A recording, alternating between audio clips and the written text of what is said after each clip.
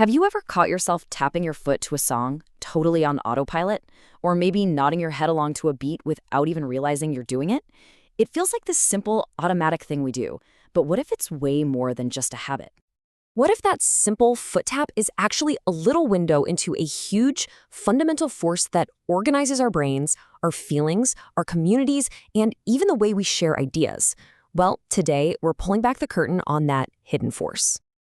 Okay, let's dive right in. We're going to unpack a really powerful idea called multilayer entrainment theory. I know, it's a mouthful, but trust me, it all comes back to that simple, universal thing we all do, feeling a beat.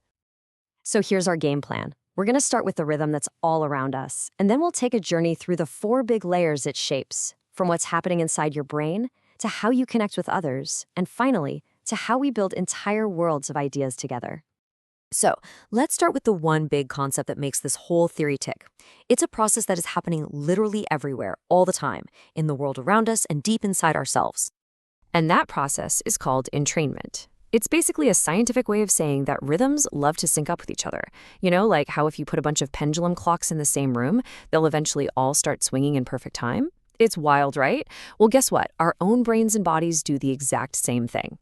And that is the perfect lead-in to our very first layer of this whole theory. What is actually happening inside your brain when it meets a rhythm? You see, your brain is always humming with electrical activity.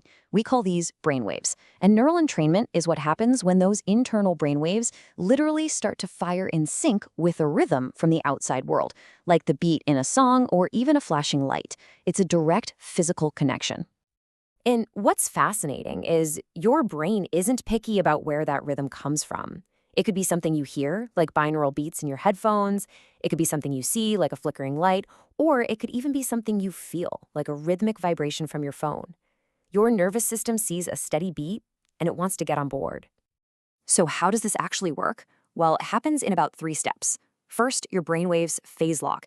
They literally shift their timing to match the external beat. Then you get resonance. This is where your brain gets really excited, responding most powerfully to rhythms that are close to its own natural vibe. And finally, that new rhythm doesn't just stay put. It spreads like a wave across your brain networks, influencing everything from your attention to your ability to move. Okay, so our brains are synced up. Let's move up to the next layer, because this is where it gets really personal. When you change the rhythm of your brain, you absolutely change the state of your mind. This is what we call psychological entrainment. It's the critical bridge between the physical stuff happening with your neurons and your actual subjective experience, your feelings, your thoughts, your mood. The big takeaway here is that by using an external rhythm, we can actually help steer our own internal state. And this shows you just how direct that effect is. If you expose your brain to faster rhythms, what we call beta waves, you tend to feel more focused and attentive. But if you switch to slower rhythms, like alpha waves, you're more likely to feel calm, relaxed, and less anxious. The rhythm you hear can quite literally change how you feel. And this isn't just a cool party trick. It has huge real-world potential.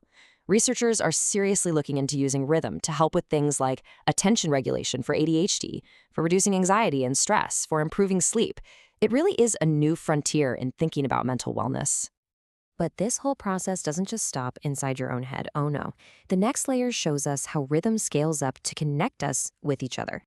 This is social entrainment, and you have absolutely felt this before. It's that powerful feeling you get when you're dancing in a crowd at a concert or singing in a choir. We instinctively use rhythm to get our bodies and our feelings in sync with the people around us. There's this quote that just nails how deep this experience can be. It says that when we sync up through music and ritual, it can feel transcendent, almost like it blurs the lines between me and us. Rhythm becomes this incredible social glue. I mean, just take singing in a group. The science on this is amazing. When we do it, our bodies actually release endorphins, which can increase our pain tolerance. It boosts our mood, it builds feelings of trust, and it makes us feel like we truly belong. It's like an ancient technology for building community.